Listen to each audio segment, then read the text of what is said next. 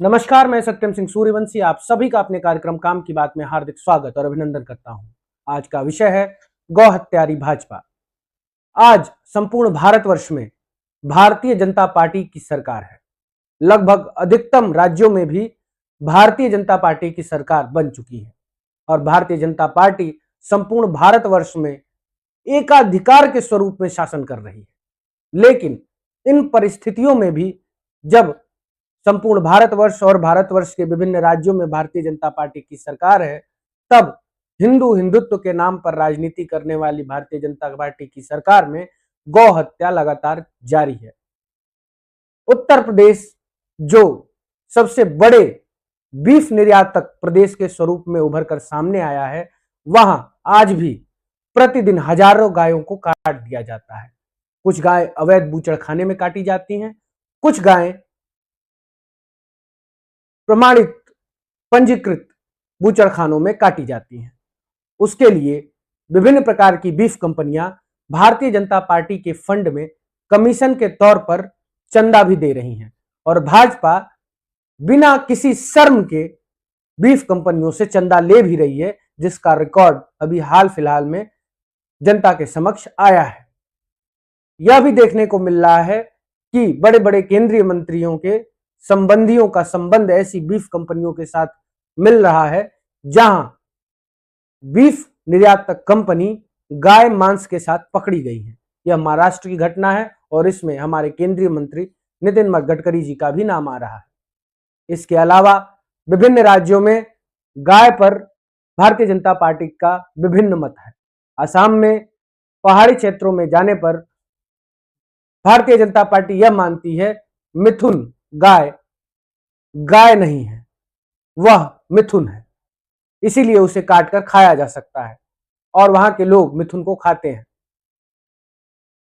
उसके अलावा पश्चिम बंगाल में भारतीय जनता पार्टी यह मानती है कि 14 वर्ष की उम्र से अधिक की गाय को काटकर खाया जा सकता है।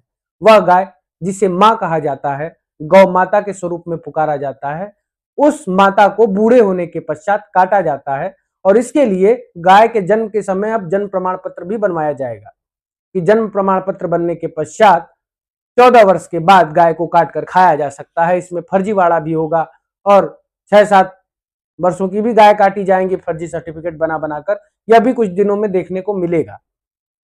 उत्तर प्रदेश से लेकर पश्चिम बंगाल से लेकर पहाड़ी क्षेत्रों में हर जगह भारी मात्रा में गौवंश की हत्या हो रही है, गायों की हत्या हो रही है और बीफ का निर्यात हो रहा है। बीफ का घरेलू बाजार में भी खपत बढ़ा हुआ है। हजारों गायें काट दी जाती हैं और जो गाय नहीं काटती हैं वह गौशालाओं में पशु चारे के बिना मारी जाती हैं। अगर उत्तर प्रदेश की बात किया जाए तो सिर्फ उत्तर प्रदेश में हजारों गायें प्रतिदिन गौशालाओं में मर जाती हैं क्योंकि उन्हें शुद्ध भोजन नहीं मिलता है, उन्हें चारा नहीं मिलता है। गौशालाओं को नियंत्रित करने वाले उसका धन लूटकर खा जाते हैं और गायों को मरने के लिए छोड़ दिया जाता है। बीमारियों से युक्त गायें वहां सड़ गल कर मर जाती हैं। इससे अच्छा तो उन्हें काट कर ही फेंक दिया जाता, इतना कष्ट सहकर वो मरती हैं गौशालाओं में। इस प्रकार भारतीय जनता पार्टी की सरकार में भारी मात्रा में गौवंश की हत्या हो रही है।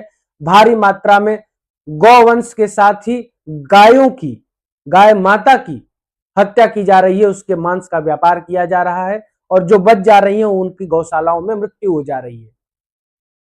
उत्तर प्रदेश के मुखिया आदित्यनाथ बिष्ट ने अभी हाल फिलहाल में मुसलमानों द्वारा किए जा रहे आंदोलन जिसमें गाय को राष्ट्रीय पशु घोषित करने की मांग थी, उस पर बयान दिया कि गाय स्वघोषित राष्ट्र की गौ माता है।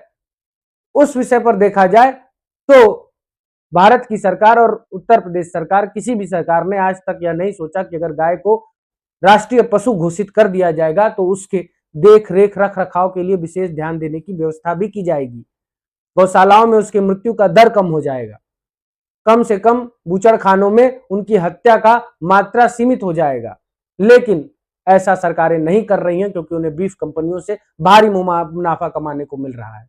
इसीलिए हम आम जनमानस, सभी गौ भक्तों, सभी हिंदुओं से अनुरोध करना चाहेंगे कि गौ हत्यारी भाजपा के खिलाफ एक जन जागृति अभियान चलाएं और जनमानस को जागृत करते हुए उन्हें समझाएं कि किस प्रकार हिंदू हिंदुत्व के नाम पर राजनीति करने वाले भारतीय जनता पार्टी की सरकार में प्रतिदिन हजारों गायों की हत्या हो रही है, हजारों गौवंश की हत्या की जा रही है और जो बच जा रही है उन्हें गौशालाओं में असहनीय पीड़ा के साथ मरने के लिए छोड़ दिया जा रहा है। इस पर न्याय करने के लिए जनता को खड़ा होना चाहिए और गाय को राष्ट्रीय पशु, राष्ट्रमाता घोषित करना चाहिए।